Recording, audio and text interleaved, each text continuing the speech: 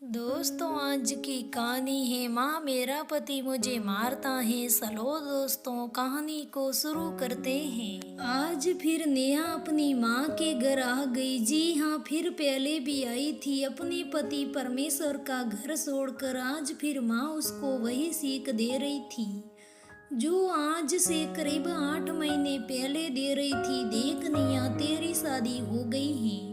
अब तेरा इस तरह बार बार यहाँ अपने मायके में आना अच्छा नहीं लगता। मोहल्ले वाले भी बातें करने लगे हैं कि लड़की ही गलत होगी। देख बेटा, हमें रहना तो इसी समाज में है ना। लोगों का मुंह तो बंद नहीं कर सकते। जितने मुंह उतनी बातें। जैसा भी है तो तेरा पति ही।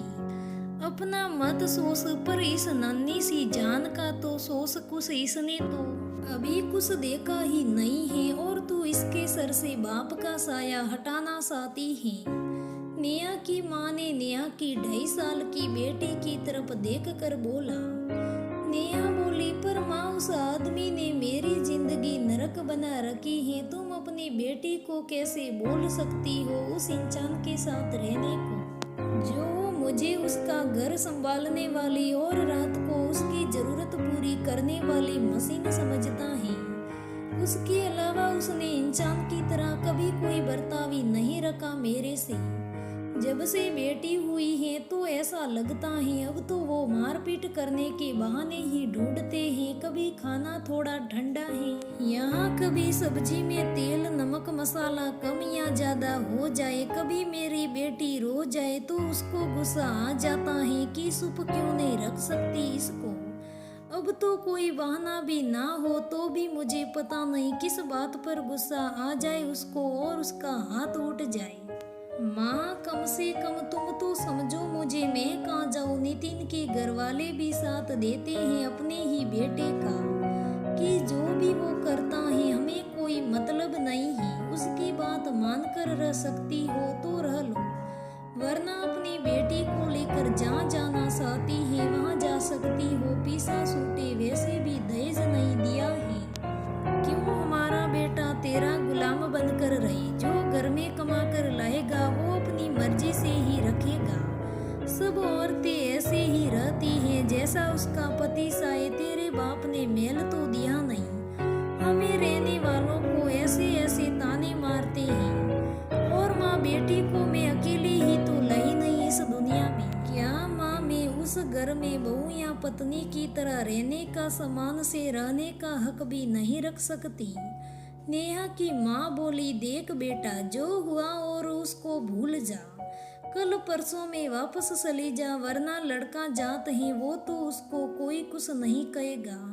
सब तुझे ही कहेंगे। देख, तू पढ़ी लिखी है, तू वापस अपने घर चली जा। प्यार देगी तो प्यार मिलेगा तो इंसान ही। वो जानवर को भी प्यार से रखेगा तो वो भी अपना हो जाता है। सबके साथ ऐसा ही होता है। तुझे ना पसंद हो फिर भी उसकी जरूरत पूरी करना तेरा फर्ज है। कल को उसके कदम बाहर चले गए तो भी दुनिया तुझे ही बोलेगी कि इससे अपना पति भी नहीं संभाला गया। नेहा चुपचाप रहकर सब सुन रही थी क्योंकि उसको पता था कि माँ यही कहेगी जो वो पहले भी समझा चुकी है। उसको अपने पापा की कमी खल रही थी, जो उसकी एक जरा सी भी चोट लगने पर भी परेशान हो जाते थे। काश वो आज इस दुनिया में होते। और एक माँ है जो उसको उसी पति के साथ रहने को बोल रही है जिसको वो ना पसंद करती है, ना उसका साथ उसे पसंद है, और वो उस पर अत्याचार करता है। बाहर के लोगों के सामने भी इज्जत नहीं दे सकता है तो घर की चार दीवारी में तो उम्मीद करना ही बेकार है। जो पति घर के बाहर ही किसी सफर में रास्ते में चलते हुए थप्पड़ मार सकता है या अपने माता पिता के सामने पीट सकता है, जिसे किसी का लिहाज ही ना हो, उससे कैसा कोई प्यार कर सकता है। उसको लग गया था कि माँ साथ नहीं देगी, फिर भी उसने किसी तरह 15-20 दिन रहने के लिए मना ही लिया। इस बीच उसने जहाँ भी कोशिश कर सकती थी वहाँ नौकरी के लिए आवेदन दिया। उसकी किस्मत अच्छी थी कि उसको घर के पास ही के स्कूल में नौकरी लग गई। ज़्यादा तो नहीं, हाँ करीब 10,000 तो मिल ही जाएंगी। आखिर में और साथ ही ट्यूशन हो जाएंगे। नेहा पढ़ने में तो होशियारी शुरू से थी और साथ में थोड़ी मेहनत की तो कुछ समय में सरकारी स्कूल में टीचर की नौकरी भी मिल गई।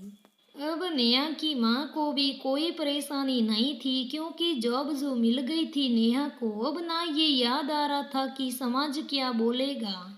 और अब नेहा की बेटी को भी नेहा की माँ ही संभाल रही थी जब नेहा स्कूल में होती थी।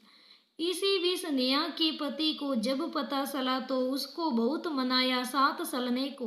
पर नेहा ने ये बोलकर मना कर दिया कि जिस समय मुझे बहुत जरूरत थी तुम्हारी उस समय कोई मेरे साथ ही नहीं था।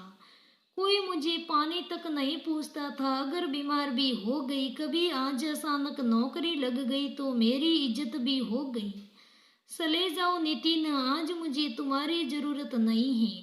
मैं वहाँ नहीं आ सकती जहाँ मेरी नहीं मेरे कमाए पैसों की इज्जत हो। और इसी के साथ नेहा के पति को नेहा ने भगा दिया और दोनों माँ बेटी प्यार से रह रही हैं। और नेहा पैसे कमा रही है, नौकरी कर रही है और अपनी बेटी का पालन पोषण कर रही है। दोस्तों, मेरी ये आज की कहानी ऐसे लोगों के लिए है जो नेहा के पति के जैसे हैं, जो अपनी बीवी को इज्जत नहीं देते, मान सम्मान नहीं देते, अपनी बीवी की पिटाई करते हैं। तो मैं उन लोगों से बोलना चाहूंगी, क्यों अपनी बीवी की पिटाई करते हो? क्यों उन्हें सम्मान नहीं देते? दूसरों के सामने क्यों उनकी पिटाई करते हैं?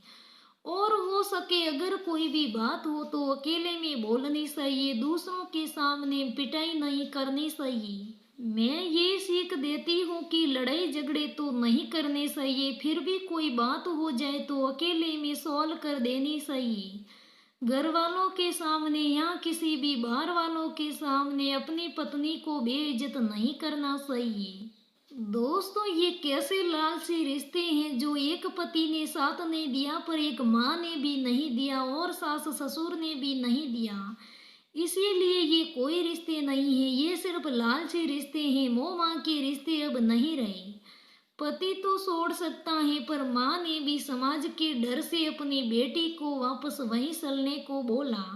इसीलिए दोस्तों, मैं आपसे निवेदन करना चाहती हूँ कि अगर हमारे साथ ऐसी घटना हो जाए तो ऐसे लोगों से लड़कर सामना करना चाहिए। अपनी बेटियों को वापस वहां नहीं भेजना चाहिए, उस नरक में नहीं भेजना चाहिए।